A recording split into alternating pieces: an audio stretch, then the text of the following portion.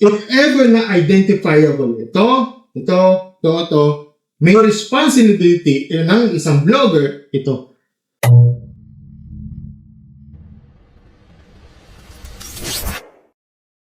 Public places ba ito?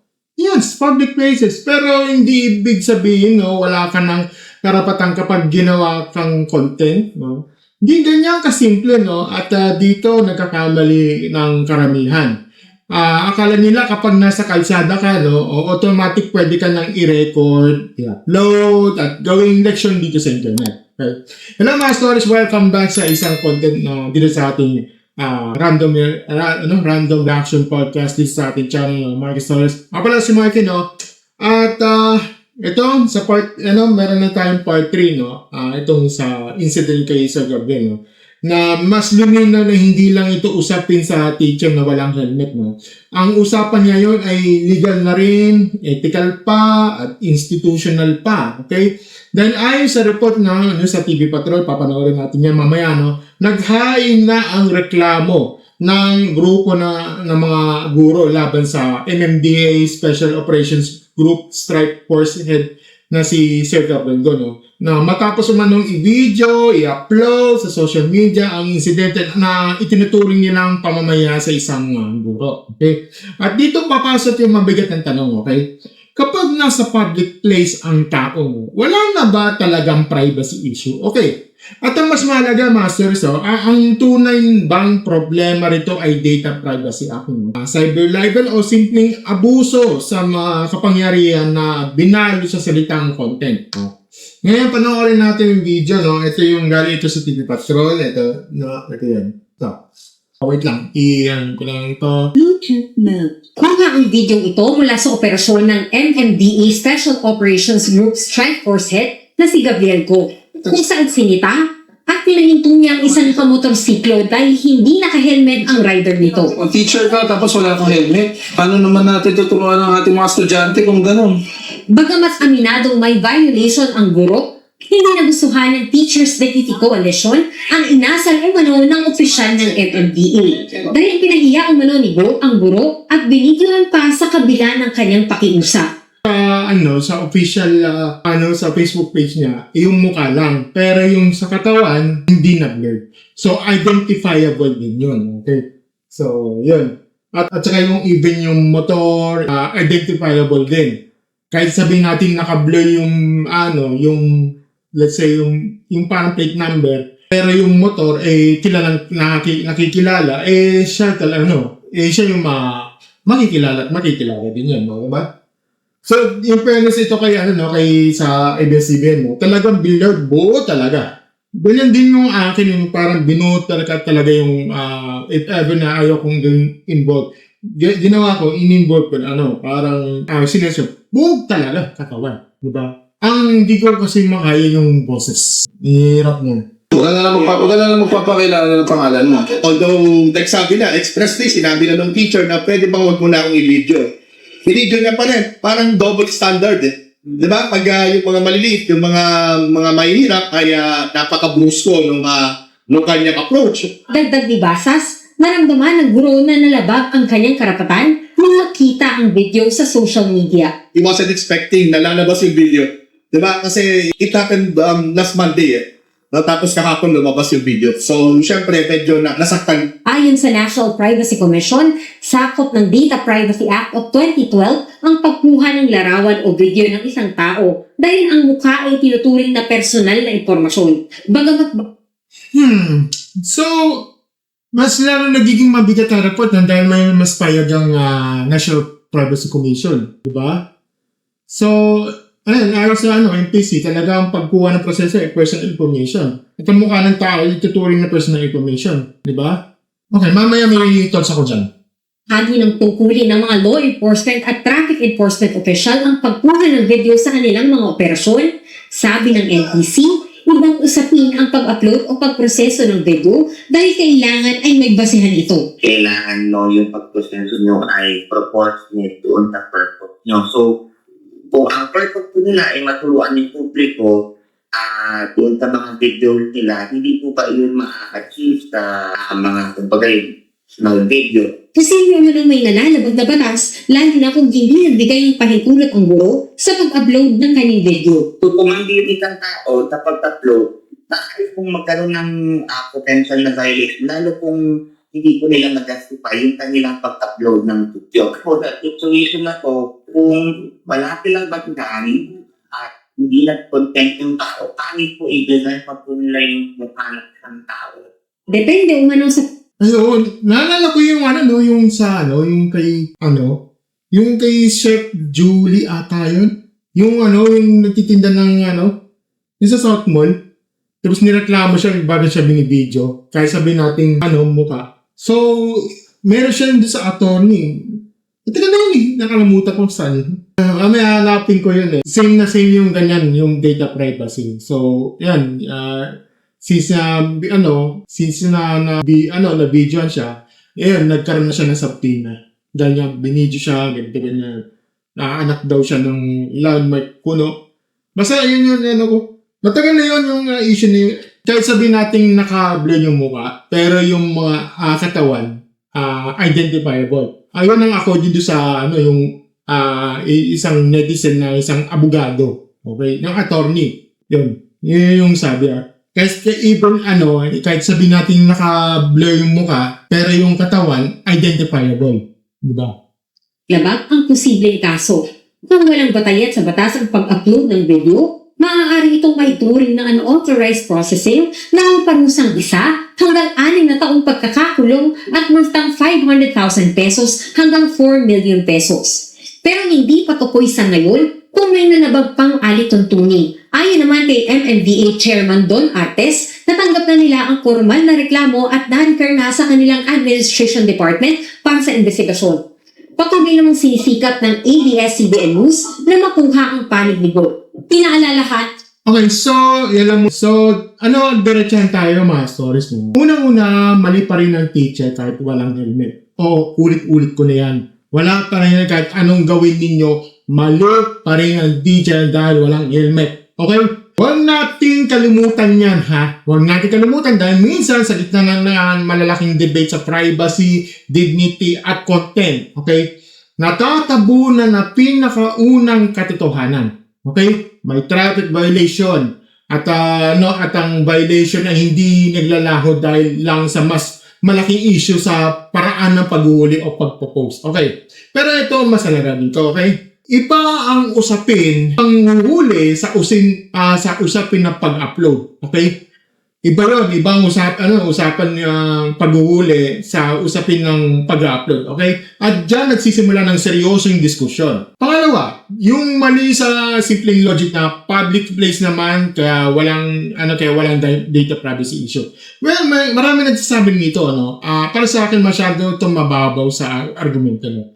Hindi porket nasa public place ka automatic pwede ka nang gawing targeted content na kahit sino Well, lalo na sa isang taong may kapangyarihan sa operasyon ang pagiging nasa publiko ay hindi katumbas ng unlimited consent, okay? Ang public place hindi magic eraser ng dignidad, okay? At saka hindi rin ito automatic exemption card laban sa mga privacy concerns, okay? Dapat malinaw ang distinction. Kaya minsan may mga, for example, yung mga blogs na example, bibigyan kita ng example dito pero dito related sa hindi related to kay Gabriel ko. Ito related kay Sohi Travel. So may napapasin ko bakit binablur yung karamihan dito. Ito. Papakita ko sa inyo. Ito na yung first example. Ito. Okay, so napapansin nyo, blurred. Blurred to, blurred yan, blurred yan. Yan, blurred. Diba? So, aware yun. Pero, if ever na identifiable ito, may responsibility ng isang blogger, ito. So, same pa rin ito sa nangyayari dito. So, hindi porket nasa public place ka, automatic pwede na gawing targeted content na kahit sino. Okay? So, this is an example. Ito yung pinutukol ko kay Soy Travel. Okay, no? So, Ayan, naka-blur na yan. Ayan, pagmukha, kahit naka-blur, ayan, ang buong katawan na nasa video. Pero still identifiable pa rin yung tao. Kasi bakit kilala ang mga manonood ang location? Okay? Alam ng suot niya at alam niya yung buong paligid. So, ibig sabihin, kahit nasa pampublikong lugar at kahit tinakpan pa ang mukha mo, okay? Kahit nawawala ang identity mo, nakatali ang pagkakanilanlan sa buong sitwasyon. Okay? Kaya ang linyang public place kasi o naka-blur naman o ay hindi automatic na moral shield dito, no? At lalo hindi automatic legal shield, no? Dahil malinaw na pwede ring ma-identify ng tao. Ngayon, dapat malinaw ang distinction dito, no? Iba ang mahigit ka lang, mahigit ka lang sa background na isang random video sa kalye, no? Iba ang ikaw talaga ang sentro ng video. Kaya ang kausap dito, ikaw ang pinapagalitan at pagkatapos i-upload para sa personal page na may moral caption laban sa iyo, di ba? Magkaibang sitwasyon yan, okay? Kaya kapag may nagsasabi, mga vloggers na sa public place, naghahagip din para sa akin, mahina di ba? Pero para sa akin, mahina yung comparison yan. False equivalent yun, okay? Bakit? Dahil hindi pareho ang random identical capture sa deliberate targeted exposure. At lalong hindi pareho ang ordinary vlogger sa public servant na gumagamit ng operational encounter para sa personal posting. Pangatlo, hindi ibig sabihin nito ay automatic guilty na agad sa sa Data Privacy Act. Maging intellectually honest tayo dito. Okay? Ang report mismo sa NPC, yung NPC ay maingat. Hindi sila sinasabing tapos na ang kaso, okay? Hindi nila sinabing siguradong may violation na, Ang sinasabi nila may potential issue lalo na kung walang consent at kung hindi ma-justify ang pag-upload ayon sa purpose at legal basis, At yan ang tamang approach, Kasi sa batas masters, hindi sapat ang init ng ulo o dami ng shares. Kailangan facts, context, at basis. Okay? So, para sa akin, maling sabihin na sigurado yung nalang data president kasi public place. Well, mali rin sa Pero mali rin sabihin na automatic na kaso na agad. Okay? Ang tama dito ay may legal question, may factual question, at may investigasyon na dapat sumugot doon. Okay? So balik natin. Binalik ko na. Okay, pangapat yung blurred naman hindi sapat yung depensa, okay? At ito ang isa sa pinakamahinang katwiran ng buong issue. Tulad ng mga pinutun natin kanina sa halimbawa, dito yung kay Soy Travel Vlog, Hindi mo ka lang ang batayan sa pagkakakilanlan. May boses, may informe, may motor, may lugar, may konteksto, may caption, may procession. Sa totoong buhay mga stories, madalas hindi mo kailangan makita ang buong mukha, okay? Para makilala ang tao. Lalo na kung kabaro mo, kapitbahay mo, o estudyante mo yan. Okay? So, yun. Panglima, ito yung legal angle na pag-usapan. Gusto ko naman maging tapat dito. Maraming tao nagsasabing cyber libel yan Oo. Para sa akin, na malabo, hindi yan pinakamalakas ang unang anggulo Dahil ang cyber libel kadalasan usapin niya mapaningang false imputation okay? At saka malis. Ay dito ang pangunahing problem, hindi naman invento ang violation Mukhang totoo naman at walang helmet at inani pa nga di ba? So kung gusto natin maging seryoso, huwag tayong bara-bara sa legal terms, okay? At saka mas natural na unang tanong ay, may privacy issue ba? May unauthorized processing ba? May administrative violation ba sa patakaran ng ahensya? May abuse of authority ba sa paraan ng paggamit ng operational footage? So, hindi ko sinasabing imposible sa ibang legal angulo, Ang sinasabi ko lang dito, yung logical tayo, Doon tayo sa pinakamang issue na hindi sa pinakamaingay na termino, okay? Panganim, ito yung pinakamalalim na problema ito, hindi lang privacy, no? Kapangyarihan ito, okay? Ito yung philosophical terms, no, sa sentro ng issue, okay? Kapag ordinaryong tao ang nagkamali, may batas na para parusahan siya, okay? Pero kapag may kapangyarihan, ang nagdesisyon dagdagan ng parusa sa pamamagitan ng public exposure, dapat tayong maging alerto. Okay? Bakit? Dahil sa Estado ay may monopoly ng legitimate force at enforcement. Ibig sabihin, mas mataas ang obligasyon nitong magpigil, hindi magpasikat. Okay? So, ang tunay na sukatan dito ay public servant ay hindi kung gaano siya kaangas sa kamera. May ang sukatan na kung gaano siya ka-professional kahit wala ng camera. So dahil sa isang disenteng lipunan, ang batas ay dapat na nagtatama, hindi naninibak. Okay? At ang otoridad ay dapat may self-restraint at hindi self-promotion. Okay? Ito naman, may policies tayo nakabilang panig. Okay? Una, yung public place policy, no? Yung simpleng paniniwala na dahil nasa labas ka, okay? Wala ka ng privacy rights o privacy concerns. Hindi ganun kasimple ang batas at ethics, okay? Pangalawa, yung blur policy, no? Yung ideya na basta naka-blur, solve na agad ang lahat. Well, kagaya ng halimbawa natin sa Ikay-Soy Vlogs, no? Hindi ito totoo, okay? Pangatlo, violation causes dignity fallacy, okay? Yung may mali siya, no? Yung kaya okay lang mapaya siya. Well, mali yun, okay? Ang legal penalty ay hindi automatic public humiliation, okay? Pangapa, ito yung libel agad fallacy na yan, no? Yung basta may masaktan o mapaya cyber libel agad, hindi rin. Kasi kailangan eksakto tayo dito, okay? Pangwalo, no, kung gusto mo talaga ng awareness, dapat may mas maayos na paraan. Ito yung pragmatic sa dito ko. Okay? Kung ang layunin ay road safety education, bakit di gumawa ng instructional video? Bakit hindi official advisory? Bakit hindi generic demonstration? Bakit hindi anonymized case example na walang identifiable details? Diba? Kasi kung ang layunin ay public service, may parang hindi kailangan isentro ang pagkatao ng isang tao para lang makapagbigay ng leksyon. Okay? Yan ang practical truth. Okay? Kapag mas uusapan ng asa ng enforcer kaysa sa helmet law, sablay ang communication. No? Sablay ang communication strategy. Ibig sabihin, imbes na magdagdagan ng respeto sa batas, napupunta lang sa attention sa issue ng yabang privacy at pag-content. So, at kapag gano'n ang nangyari yan, hindi awareness ang panalo dito. Attention lang. Okay?